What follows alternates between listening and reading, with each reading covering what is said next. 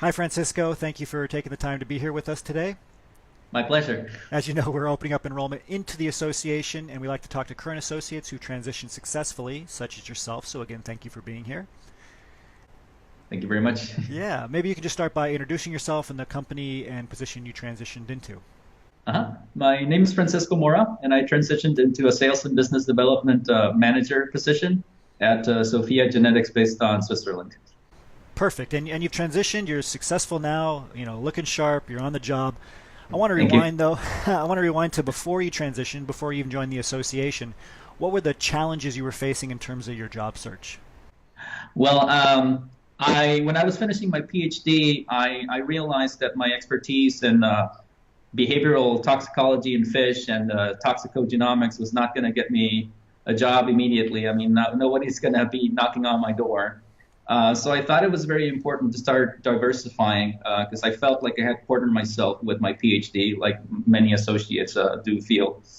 Um, so yeah, I decided to start a postdoc, and as soon as I started with my postdoc, it was abundantly clear that there was a lack of funding, and the probabilities of getting a tenure track position were very low. So I remember around March of last year, I decided to start looking for other options, and I joined the association, and that's a decision I have not regretted. Well, thank you. And I think this is something a lot of PhDs face. Like you said, we get very concerned about our narrow niche background in academia, Hmm. thinking that there's no jobs out there for my niche. But obviously, Hmm. you were able to get employed. Your background matters a lot less than you might think in academia. And I also like that you mentioned that you wanted to diversify. You got into a postdoc, again, a position a lot of PhDs get into. Hmm.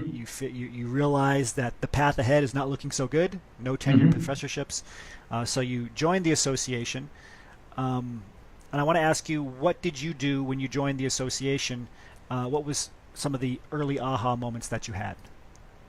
I think the early aha moment was realizing that the mentality is just completely different.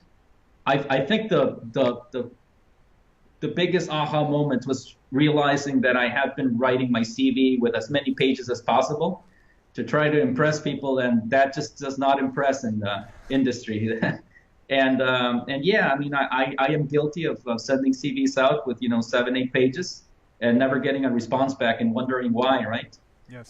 So yeah, when I joined the association, I really did join with this attitude of these people are not going to show me how to write a CV. I can take care of myself. And sure enough, I did not know how to write a CV for industry.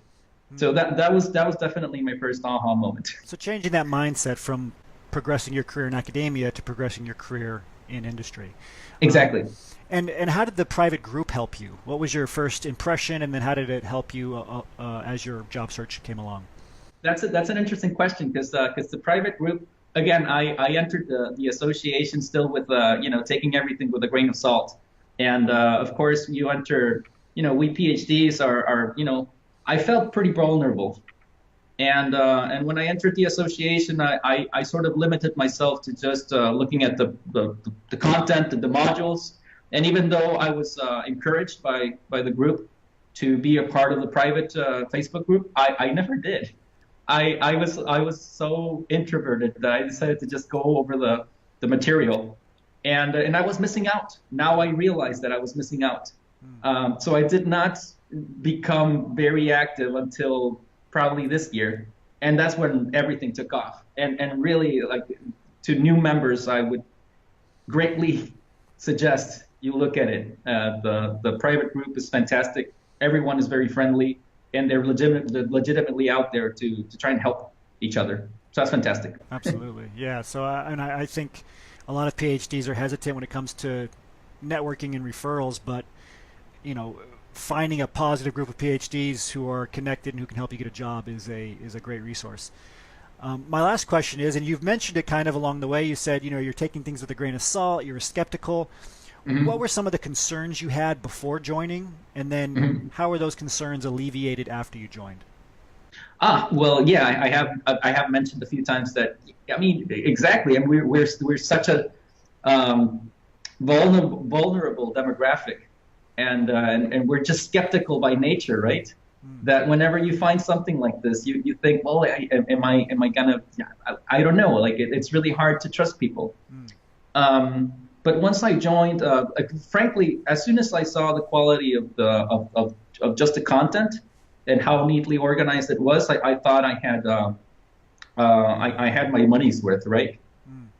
And but again, it wasn't until later that I joined that I really got involved with the community, that I really understood that the community is what really makes CSA so great. It's the support. It's everything that comes bundled up with it, right? Yes. That's the moment where I really felt, wow, these people are really out here like to help, and yeah, it dissipated every doubt. It was fantastic. In the end, would you say joining was worth it? Absolutely. I have a job now. Yeah. Fantastic. Well, congratulations again, Francisco, and thank you very much for taking the time to be here. We look forward to watching your continued career success. Thank you very much, Isaiah. Thank you very much to you and to the association.